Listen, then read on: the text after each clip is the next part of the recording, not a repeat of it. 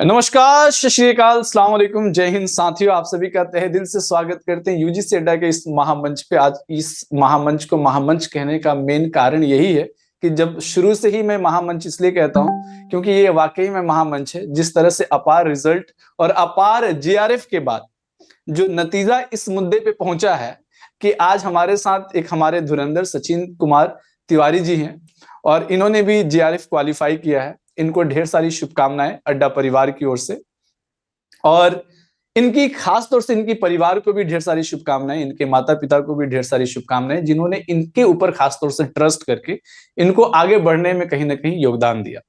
और ऐसे अपार और भी माता पिताओं को ढेर सारी शुभकामनाएं जिनके बच्चों ने अचीव किया है और जिनके बच्चे अचीव करने वाले हैं, उन सबके लिए भी ढेर सारी शुभकामनाएं।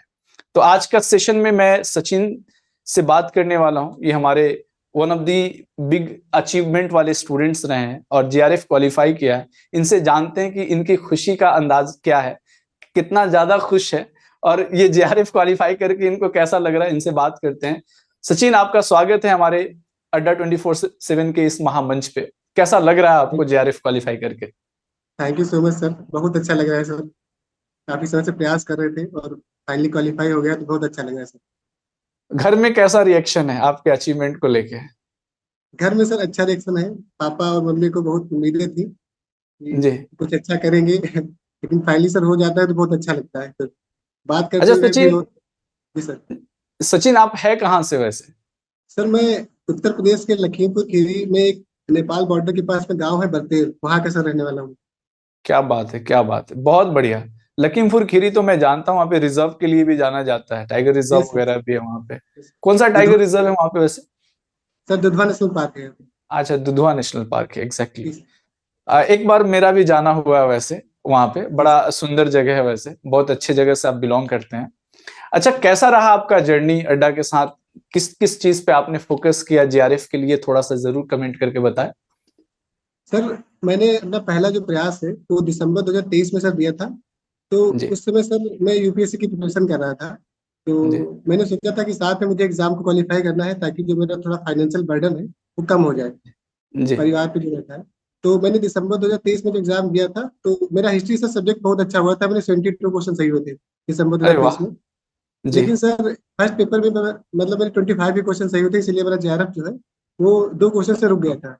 रुक गया था। जी तो उसके बाद सर मैंने यूपीएससी का अटेम्प्ट दिया था 2024 वाला, और उसमें जी। भी मेरा अप्लाई नहीं हुआ। तो मैं बहुत सारे डिमोटिवेट हो गया था कि अब क्या करें, मतलब समझ नहीं आ रहा था। तब तक क्या हुआ सर, ये जो यूजीसी नेट वाला एग्जाम हुआ था कैंसिल हो गया। तो मुझे ऐसा लगा कि शायद भगवान ने मुझे एक अपॉर्चुनिटी दी है कि मैं दोबारा से इस एग्जाम में जी बैठ पाऊँ। मैंने सर फॉर्म भर दिया था।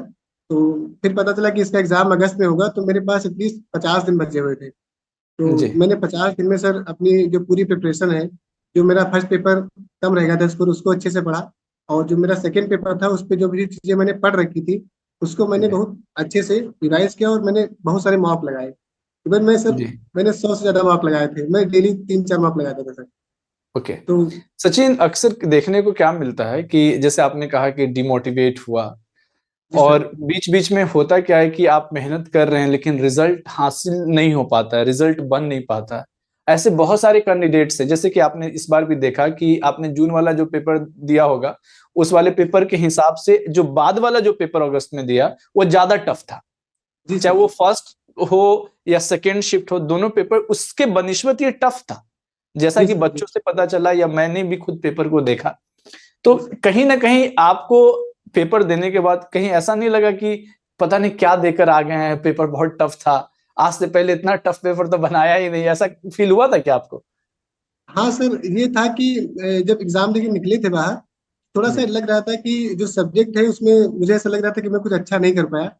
और जी ये भी लग रहा था कि तैयारी में थोड़ा सा कमी रह गई। लेकिन बाद में जब बहुत सारे यूट्यूब पे वीडियोस देखे या बहुत लोगों से बात की तो लगा कि पेपर हाँ टफ आया था। तो जी। काफी सारी उम्मीदें थी कि हाँ हो सकता है, बट कॉन्फिडेंट नहीं थे उतना। पेपर लेकिन थोड़ा सा जी, टफ था। पेपर एक्चुअली पेपर वन जो है बहुत मैटर करता है, मुझे ऐसा लगता है। आपको क्या लगता है कि पेपर वन कितना रोल अदा करता है जेआरएफ या नेट के लिए?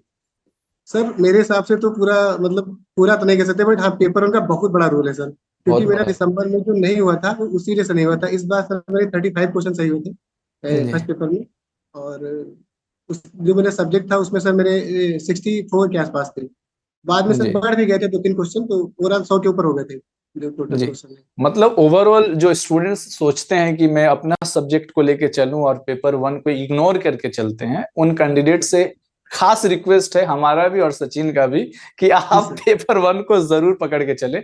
आप सेकंड जी पेपर तो खैर दोनों बैलेंस है, कहते हैं कि इंसान का हाथ दोनों इक्वल है, आप किसी को जी इग्नोर करके नहीं चल सकते, दोनों उतना ही कारगर। ठीक उसी तरह से नेट जी जेआरएफ, अगर जेआरएफ क्वालिफाई करना है तो पेपर वन बहुत अच्छा कर लो, आपका बिल्कुल जेआरएफ बिल्कुल। होने की चांसेस बढ़ जाते। जैसे इन्होंने कहा कि सर मेरा सेकंड पेपर बहुत अच्छा हुआ, आप फर्स्ट पेपर में 25 क्वेश्चन ही सही हो पाए थे, तो वाकई में 25 क्वेश्चन बहुत अच्छे मार्क्स नहीं मैं कंसीडर करता हूं। आप 28 से ऊपर जाते हैं तो वो ठीक ठाक होना शुरू हो जाता है। अगर इनके जी सर। 28 मार्क्स भी अगर होते हैं, 27 भी होता है, तो इनका जेआरएफ पिछली बार ही हो जाता है, जी पिछली सर। बार ही क्वालिफाई हो जाते हैं। जी सर। अच्छा, एक चीज और मैं आपसे जानना चाहूंगा कि ड्यूरिंग द प्रिपरेशंस स्टूडेंट अक्सर भटकते रहते हैं जी कि सर। कभी यहां से कर ले तैयारी, कभी वहां से कर ले तैयारी। वो ऐसे कैंडिडेट्स को आप क्या सजेशन देना चाहते हैं कि वो क्या उनको करनी चाहिए? सर मेरे हिसाब से पहले तो इसे सब्जेक्ट हिस्ट्री का बात करें तो बेसिक कर लेना चाहिए, जैसे एनसीईआरटी है उसको अच्छे से कर लेना चाहिए, जो मैंने किया था। जी उसके जी बाद आप स्टैंडर्ड बुक्स पे आ सकते हैं जो जी पढ़नी चाहिए। जैसे मैंने एंशियंट हिस्ट्री के लिए केसी श्रीवास्तव की बुक आती है उसको पढ़ा था, जी और एक झांसी माली की आती है उसको पढ़ा था, और जी मिडाइवल हिस्ट्री के लिए सर मैंने सतीश चंद्रा की जो बुक आती है उसको पढ़ा था, जी जी और मॉडर्न हिस्ट्री के लिए स्पेक्ट्रम पढ़ा था, और मैंने जो यूपीएससी में ऑप्शनल पढ़ा था वो मेरे नोट्स थे। उसके बाद सर मैं ये भी कहूंगा कि अगर कोई टीचर आपको मिल जाता है, जैसे सर मैं आपके वीडियोस देखता रहता था बीच बीच में, जो मुझे जी लगता था कि मुझे नहीं आ रहा तो मैं आपके जी वीडियोस देख लेता था, तो उसका भी बहुत बड़ा योगदान रहता है। लेकिन सोर्स बहुत कम होना चाहिए, जैसे आपने अगर एक किताब पढ़ी तो आप उसी को पढ़िए बार बार। और एग्जैक्टली। उसके बाद सर ये है कि जिससे मैंने किताबें पढ़ ली थी उसके बाद मैंने पीवाईक्यू पे बहुत फोकस किया था। और मैंने एक एक चीज के लिए लास्ट में जब मैं पीवाईक्यू लगाता था तो मैंने एंशियंट के लिए बस एक बुक रखी हुई थी, मिडाइवल के लिए एक बुक रखी हुई थी, और मॉडर्न के लिए एक बुक रखी हुई थी। अगर मैं कहीं फंसता था तो मैं उसी में देखता था, उसके अलावा मैंने कुछ भी नहीं पढ़ा। सचिन, आपकी इंटरेस्टिंग बात यह है कि आपने जो अप्रोच बताया है स्टूडेंट्स को वो है यूपीएससी अप्रोच, जो जी मुझे सर। साफ साफ दिख रहा है आपके अप्रोच, क्योंकि यू टोल्ड मी कि sir I am also the aspirant of UPSC. आपने डायरेक्टली कहा कि सर मैंने जो नोट्स हमने सटीक बनाया, हमने हम्म। मॉडर्न के लिए स्पेक्ट्रम पढ़ा जो अक्सर इंसान पीटी के लिए पढ़ता है, जी आपने सर। मिडेवल के लिए सतीश चंद्रा वॉल्यूम 1 और वॉल्यूम 2 पढ़ा होगा, उसके अलावा एंशियंट के लिए आपने कोई एक बुक ले लिया, प्रीवियस क्वेश्चंस रख लिए, जी मतलब सर। 4 से 5 किताबें रख लिया। ऐसे तो देखा जाए तो बहुत सारी किताबें, और जी मैं सर। भी अक्सर स्टूडेंट्स को यही सजेस्ट करता हूं कि बहुत ज्यादा किताब पढ़ने से अच्छा है कि एक किताब को बहुत ज्यादा बार पढ़ा जाए, जी सर। बिल्कुल है ना। बिल्कुल। दूसरा चीज ये है कि आप, एक तो आपका गाइड एक मेंटोर है, प्लस आपका किताब है, और किताब के साथ दोनों का एक सम्मिलित होकर एक नोट्स बनाया जाए, और जी वो सर। नोट्स कहीं ना कहीं रिवीजन में आपको कम समय में ज्यादा कारगर देता जी सर। है ना। जी सर। अच्छा, एक चीज और आपने कहा कि सर मैं पढ़ने के ड्यूरेशंस में मॉक टेस्ट लगाता हूं, हाँ मॉक जो है कितना वेटेज रखता है, मॉक कितना इंपॉर्टेंट होता है एग्जाम से पहले, ये थोड़ा सा बताएं। सर, यूजीसी नेट की अगर बात करें तो मॉक से ज्यादा पीवाईक्यू सर काम आते हैं। जैसे मैंने एक बुक ली थी, उसमें जी 40 पेपर दिए थे यूजीसी नेट के, जो आए हुए पेपर है हिस्ट्री के। जी जी तो मैं क्या करता था, मैं डेली 3 पेपर लगाता था, और तीनों पेपर का मैं नोट्स बनाता था जो मुझे नहीं आता था उसमें। जैसे 100 क्वेश्चन जी लगाए, मेरे 60 सही हुए, और मुझे ऐसा लगता था कि ये मैं नहीं कर पाऊंगा, तो उसमें मैं ये नहीं देखता था कि मेरा कौन सा क्वेश्चन सही हुआ कौन सा क्वेश्चन गलत हुआ। मुझे ये अगर ये आशंका होती थी कि ये मेरा क्वेश्चन गलत हो सकता है तो मैं सबका नोट्स बनाता था। तो जी ऐसे करके मैंने हर मतलब एटलीस्ट 15 दिनों में मैंने उस बुक को पढ़ के पूरा नोट्स बना लिया था, मेरे पास 100 पेज का नोट्स हो गया था। उसके जी बाद मैं पीवाईक्यू लगाता था ऑनलाइन, जैसे कोई प्लेटफॉर्म मिल जाता था मैं उस पर लगाता था, और जो मेरा नोट्स था उसी में ऐड ऑन करता था। और जी। मैंने उस नोट्स को ही अपना जो पूरी जर्नी है उसमें मैंने उसको बहुत बार पढ़ा हुआ, एटलीस्ट 60-70 बार तो पढ़ा ही होगा उसको, मैंने एकदम टिप्स पे कर लिया था।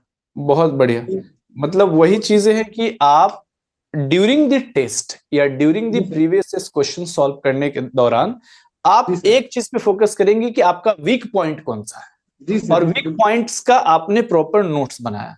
जी यही सर। एक सटीक तरीका है। अक्सर क्या देखने को मिलता है सचिन कि स्टूडेंट्स को फॉर एग्जांपल मेडिएवल बहुत पसंद आ रहा है या मॉडर्न पसंद आ रहा है, तो वही सेक्शन पढ़ रहे होते हैं।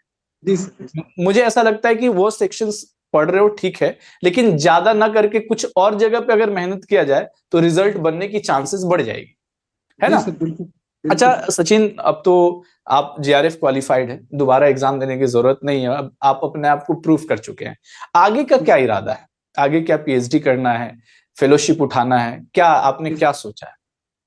सर अभी तो आगे का है कि पीएचडी में एडमिशन लेना है, और अच्छे से अभी सर उसके बाद जब पीएचडी में एडमिशन हो जाएगा और सारी चीजें कंप्लीट हो जाएंगी, तो ये सर प्लान है कि यूपीएससी करना है अच्छे से।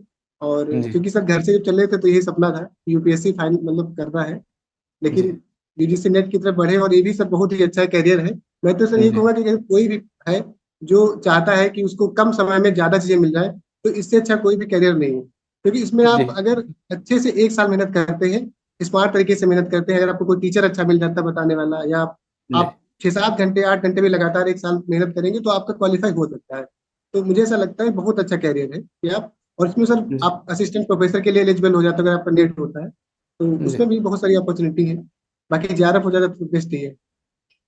कहने का अर्थ साफ साफ सचिन के चेहरे पे एक सिंपल सा वर्ड दिख रहा है कि सर कम से कम फिनेंशियल सपोर्ट हो जाता है यूनिवर्सिटी से, यूनिवर्सिटी में अच्छे अकोमोडेशंस मिल जाते हैं, आपके पढ़ाई का एटमॉस्फेयर मिल जाता है, इस ड्यूरेशन में आप रिसर्च भी कर रहे होते हैं और अपना निजी पढ़ाई भी कर रहे होते हैं, जिससे आप स्टेट सर्विसेज हो, यूपीएससी सर्विसेज हो, आप क्वालिफाई कर सकते हैं। और ये रियलिटी है कि एक सही समय की, कहते हैं कि सबसे बड़ा जो मुद्दा आता है अक्सर स्टूडेंट्स में, वो आता है फेलोशिप का, परिवार का बर्डन, परिवार की जिम्मेदारियां, ये सभी चीजें कहीं ना कहीं इंसान को मनोबल कभी कभी तोड़ता है तो कभी कभी मनोबल बढ़ाता भी है। जब फेलोशिप हो तो इंसान को उसका फायदा उठाना चाहिए।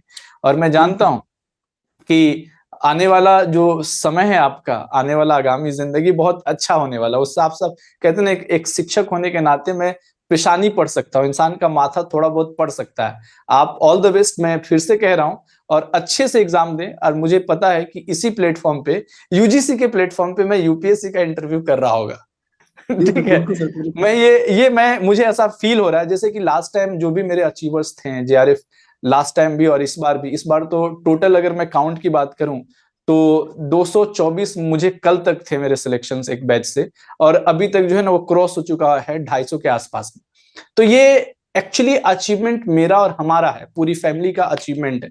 और तो लास्ट टाइम जो अचीव्ड स्टूडेंट्स थे, मैंने 10-12 स्टूडेंट्स से बात किया स्टूडियो में, तो उनमें से ऑलमोस्ट स्टूडेंट मुझे ये दिखे कि जो इन्हें बी प्लान लेकर चल रहे हैं असिस्टेंट प्रोफेसर को, फर्स्ट प्लान को यूपीएससी को लेकर चल रहे हैं, और उन्होंने रिग्रेसली 90 दिन में यूजीसी नेट जेआरएफ क्वालिफाई किया, क्योंकि उनको स्ट्रेटजी पता है, डूज और डोंट्स पता है कि हमको ये नहीं करना, हमको ये करना है। जैसे आपने कहा कि सर मुझे 50 डेज मिले और 50 डेज में मैंने काम कर लिया था, ये इसको बोलते हैं स्मार्ट स्टडी। स्मार्ट स्टडी, हालांकि फिर भी देखा जाए तो इतिहास सबसे वास्ट सब्जेक्ट में से एक है।